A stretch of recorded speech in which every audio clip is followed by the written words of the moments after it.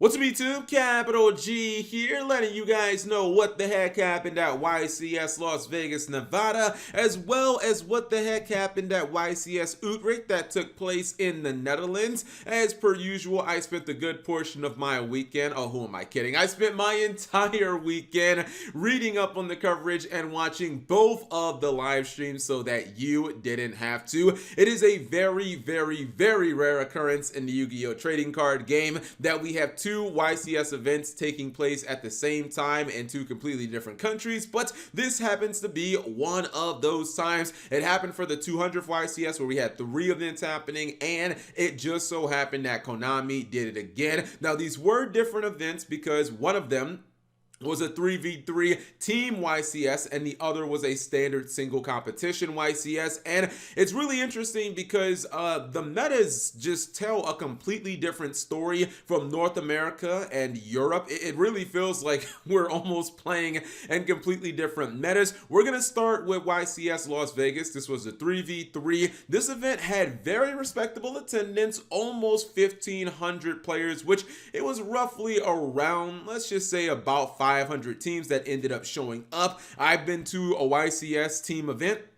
I went to the one at in Atlanta last year. It was unlike anything I had ever experienced, and this is only the second Team YCS to ever happen on North American soil. So obviously, these Team YCSs are very big events. There's a level of teamwork and camaraderie that has to go into it, and you can communicate with other players openly. It really is unlike anything. Now, Konami NA actually did stream this event. Big ups to them. I thought their stream was absolutely fantastic. You guys know that sometimes Konami NA will host very large events like YCS's and the last UDS, and they don't always stream them, but they did stream this event, which was absolutely amazing. And obviously it really just helps bring a lot more hype to these events. They actually had Aaron Furman on the coverage team, which was awesome. He was doing commentary, and when you have a player of his caliber, you know, a YCS winner, somebody who knows all the combos and all the plays in and out, obviously it's just going to be that much better. So their coverage was absolutely amazing. You see Billy Break there, obviously, you know, a hardcore Yu-Gi-Oh vet, and then we have Jerome McHale from R&D, designer of the Danger Archetype and Spirals, Nibiru, etc., etc. Now, they did something a little different. Usually when we have YCS events, we do generally have like top 64s or top 32s. However, since this was a team event and every team is comprised of 3 people, they actually did not do a top 32. They did a top 16 teams instead. Now, when you really even that out, it does end up being 48 players, but I think it would have been a little ridiculous to kind of do a top 32 teams, because that would have just been like almost 100 players, and that top cut seems a little big. But yeah, this is your actual full breakdown of your top cuts when it comes to the YCS in Las Vegas. And there were a lot of very big names here. You saw this event was very Spiral dominated. It really seems like Spirals perform significantly better in North America. I don't have a pie graph,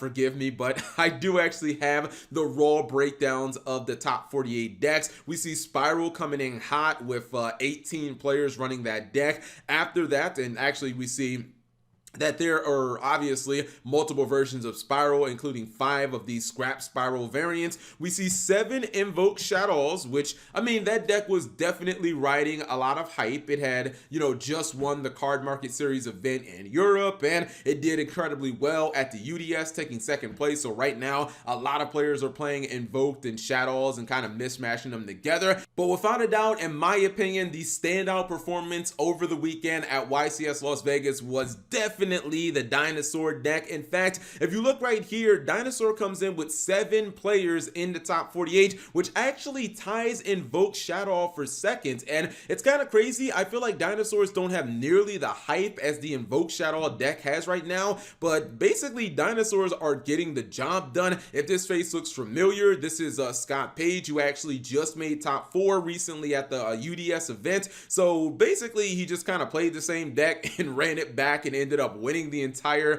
YCS Las Vegas event. He ended up teaming up with another former YCS winner. Yes, Steven Silverman, if you see this video, I remember that YCS you won all the way back in the 5Ds days. He was playing Lost World Dinosaurs. Dominic Couch was playing Invoke Shadows, and if you're not really buying the dinosaur hype, you're like, come on, Cap, that's only 7 dinosaurs out of 48. Well, the team that they played off against in the finals, one of their team players, or one of their players, was actually playing Lost World Dinosaurs as well, Team Leon. So basically in the finals where you had 6 players battling it out, half of them were playing the dinosaur deck. Like, if that's not convincing, I honestly don't know what is. The dinosaur deck definitely didn't have the numbers that would convince you that, you know, maybe it's the best deck in Yu-Gi-Oh, but it kind of went the farthest, and it did ultimately win the event. And it really seems like a deck that is incredibly powerful and just kind of getting the job done. Now, we had obviously some of the other familiar faces, Salamangreat, Dragon Link, which I believe it was Team Rocket, which had a bunch of high profile players. You had Shuping Yu, who obviously just won the UDS, and you know, he's kind of put the Dragon deck, or you know, you can call it Dragon Link, or maybe you can call it Rockets, but he's kind of like put the deck on the map.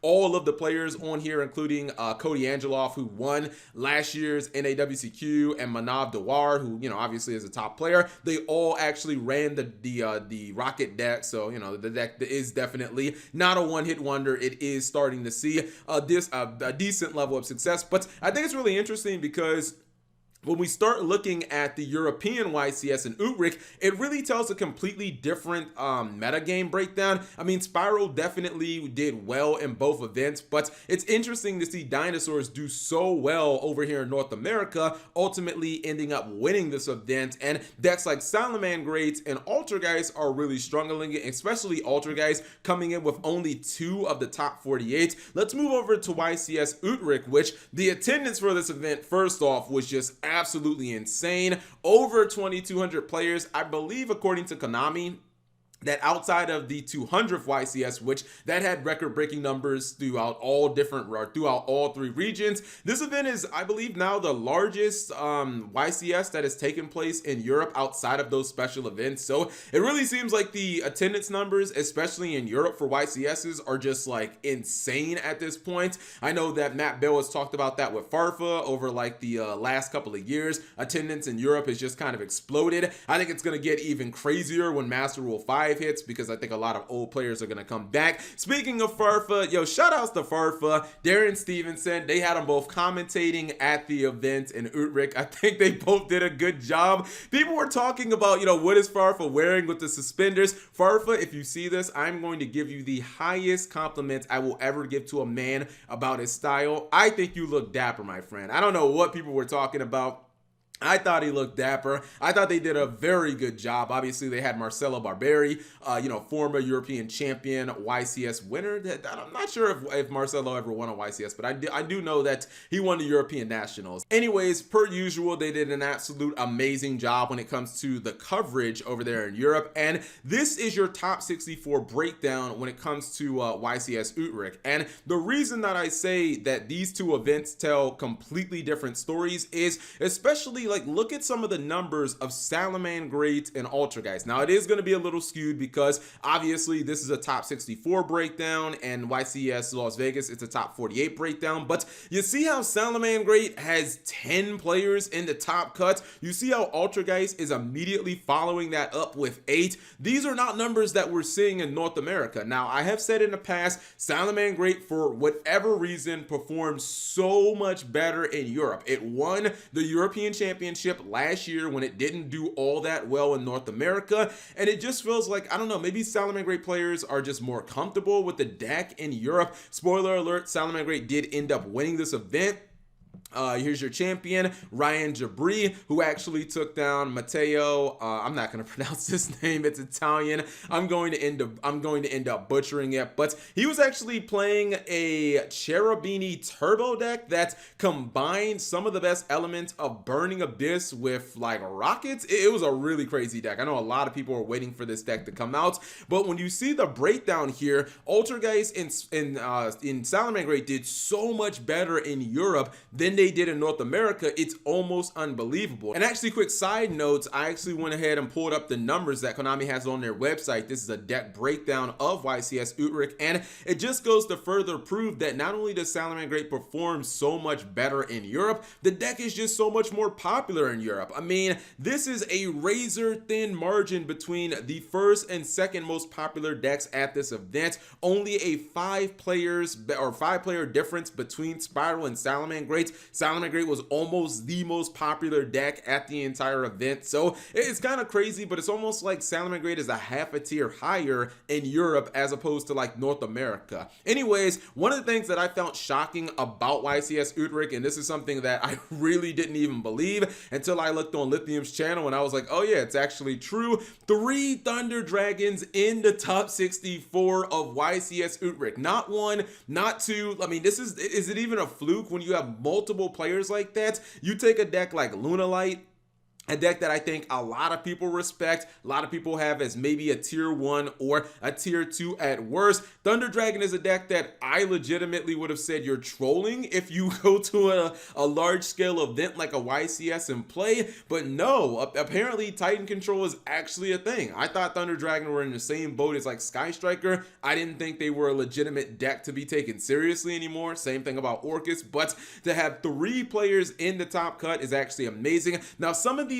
others, we don't know what the decks are. I do believe that One Guru actually tops, so that could be one of them. I think that we'll probably have to wait a little bit, and some of the decks will obviously be posted online, whether it be Facebook or YouTube, I'm sure that people will get those decks out there, but I would like to know what some of these others are. All in all, my general takeaway from YCS Las Vegas and YCS Utrecht is I still don't think we have a definitive answer on what the best deck in the format is. You look at Spiral, and although it does seem to have the most top cut spots at both events, Spiral has still failed to actually win a YCS, and that's amazing because Spiral seems to be the most popular deck. It's the deck that's topping the most, but it can't seem to cash in. 0 players were playing Spirals on the winning team of YCS Las Vegas, and then obviously when it came to YCS Utrecht, the winner was actually using Salamangreat. So you could argue that Spiral has been the most successful deck, but it hasn't been able to cash in.